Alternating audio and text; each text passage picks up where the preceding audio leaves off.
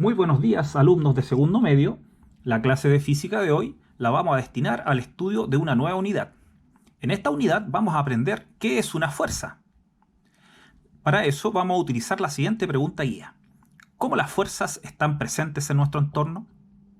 El objetivo específico para esta clase es reconocer precisamente qué es una fuerza. Vamos a partir aclarando que en la vida cotidiana se mal usa el concepto de fuerza. Por ejemplo, si vemos a una persona que tiene la capacidad de levantar grandes pesos o grandes objetos, nosotros de inmediato decimos esa persona tiene mucha fuerza, ¿no es así? Y esto es lamentablemente un error, porque las fuerzas no son propiedad de los cuerpos, sino que son el resultado de la interacción entre ellos. Para entender mucho más el concepto de la fuerza, vamos a analizar tres casos. Primero, tenemos una hoja, un resorte y una bolita. Si la hoja la dejo tranquila y sobre la mesa, va a conservar su forma. Sin embargo, basta con que esa hoja interactúe con mis manos, se va a manifestar la fuerza, produciendo que cambie su forma. Observemos. Interactúa mis manos con la hoja, cambia su forma, por efecto de que aparece la fuerza. Segundo caso. Tenemos nuestro resorte. Si lo dejamos ahí tranquilo, va a conservar su forma. Sin embargo, basta con que lo haga interactuar con mis manos y se manifiesta una fuerza que cambia la forma del resorte, pero que sin embargo, a diferencia de lo que ocurre con el papel, si yo retiro esa interacción, el resorte va a recuperar su forma original. De igual manera, si lo estiro, al liberarlo, recupera nuevamente su forma. Tenemos entonces dos casos de efectos en donde se manifiesta que por interacción los cuerpos cambian de forma. En el primer caso, el papel no va a recuperar su forma inicial. En cambio, en el segundo caso, el resorte sí recupera su longitud original. Pero no solamente las fuerzas producen cambio en la forma de los cuerpos, también pueden influir en el cambio en el estado de movimiento. Por ejemplo, si tenemos la bolita quieta, va a permanecer eternamente quieta. Basta con que la haga interactuar con mi mano, se manifiesta la fuerza y la bolita cambia su estado de movimiento.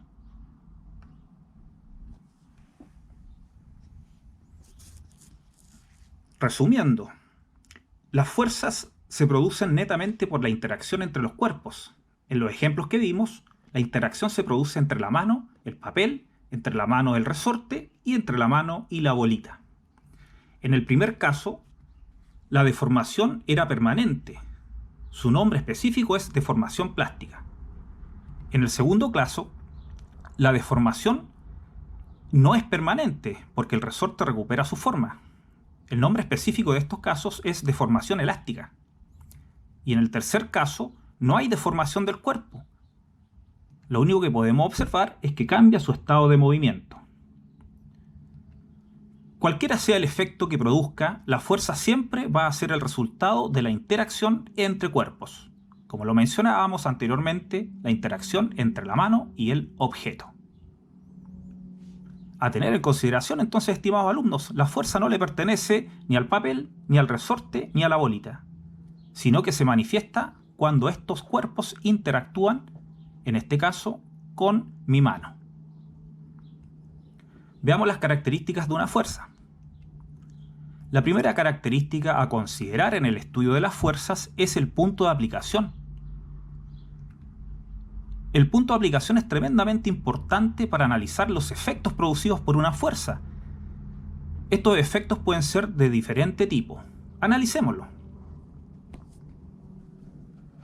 Si tenemos este trozo de madera, si no interactúa con mi mano, va a permanecer perfectamente quieto. Basta con que mi mano interactúe con él. Lo puede hacer en distintos puntos. Voy a partir con el punto medio, el punto central, que recibe de nombre centro de masa de este trozo de madera. Siempre los puntos centrales de los cuerpos se llaman centro de masa. Veamos lo que ocurre cuando mi dedito interactúa en el centro de masa de este cuerpo. Veámoslo. Notamos que el cuerpo se desplaza en línea recta, ¿no es así? Eso es porque el punto de aplicación de la fuerza ocurrió en el medio. Veamos otro caso. Si yo desplazo el punto de aplicación de la fuerza hacia uno de los extremos, el resultado es completamente distinto. El cuerpo no se mueve en línea recta, sino que comienza a girar. Veámoslo al otro extremo.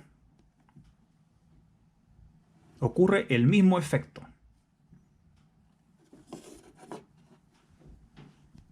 La segunda característica de una fuerza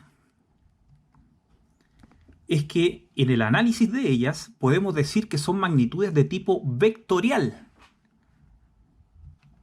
¿Qué quiere decir esto? Quiere decir que las fuerzas al momento de ser representadas lo vamos a hacer utilizando flechas. Estas flechas reciben de nombre vectores. Además, estos vectores tienen dirección y sentido y además de una magnitud. Y su unidad de medida es el newton.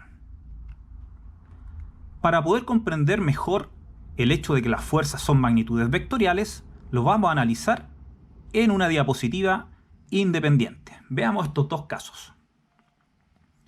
Tenemos la misma caja, pero que está siendo empujada por dos personas distintas. En el primer caso tenemos una persona adulta y en el segundo a un niño. Analicemos las fuerzas aplicadas sobre esta caja. Como decíamos, las fuerzas son magnitudes vectoriales que se representan por una flecha. Dibujamos la flecha justo en el punto de aplicación de la fuerza, que en este caso es en la zona de contacto entre la mano y la caja.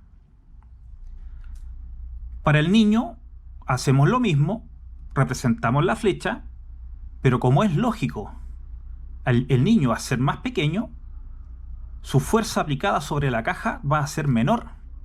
De esta manera notamos que para el primer caso la flecha tiene que dibujarse mucho más grande. El vector que representa esa fuerza se dibuja mucho más grande. En cambio, en el segundo caso, el vector que representa esta fuerza se dibuja más pequeño, puesto que la fuerza del niño es menor que la fuerza del adulto, aplicada en la interacción con la caja.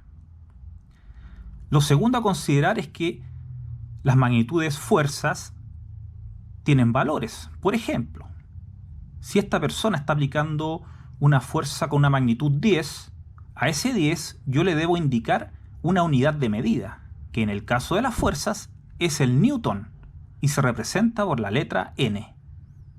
La persona, ¿cierto? El adulto, en este caso, está moviendo la caja con una fuerza de 10 newton.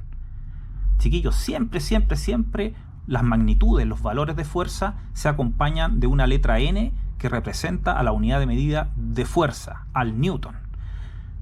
Como es lógico razonar, el niño va a realizar exactamente lo mismo, pero con una magnitud de fuerza menor. En este caso yo decidí darle una magnitud de 5 newton, debido a que la fuerza del niño es menor que la fuerza del adulto. Ordenemos la información. La magnitud de la fuerza en el primer caso son 10 newton. La dirección de la fuerza es horizontal y el sentido de esa fuerza es hacia la derecha. Para el niño, la magnitud de la fuerza es de 5 newton, la dirección de esa fuerza también es horizontal y el sentido también es hacia la derecha. Analicemos la siguiente situación. Hay una mano que está aplicando una fuerza hacia arriba para levantar una esfera. Dibujamos el vector, le damos un valor de magnitud. En este caso yo decidí darle un valor de 180 newton. La magnitud de esa fuerza sería entonces 180 newton. La dirección de esa fuerza sería vertical y el sentido hacia arriba. De esta manera notamos que hay diferencia entre magnitud, dirección y sentido. Representan distintas cosas en el análisis de una fuerza. En resumen, las fuerzas son el resultado de la interacción entre cuerpos, las fuerzas pueden deformar o cambiar el estado de movimiento de los cuerpos, debemos considerar el punto que se utiliza para aplicar dichas fuerzas. Tercero, las fuerzas se representan con vectores, que son flechas, ¿no es así? Las fuerzas tienen magnitud, y la unidad de medida de esa magnitud es el newton. Finalmente, las fuerzas tienen dirección y sentido.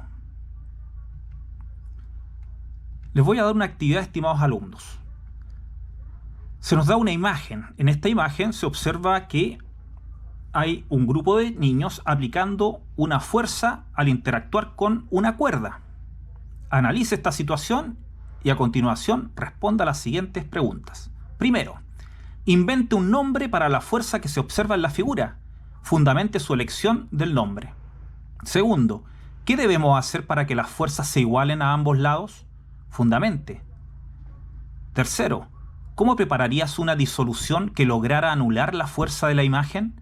¿Qué soluto ocuparía y qué disolvente ocuparía? Chiquillos, en la pregunta número 3, a repasar lo que estuvimos estudiando en la asignatura de química. Cualquier duda o consulta que tengan, la hacen llegar por correo electrónico a la dirección que hemos trabajado las últimas clases. Cuídense mucho.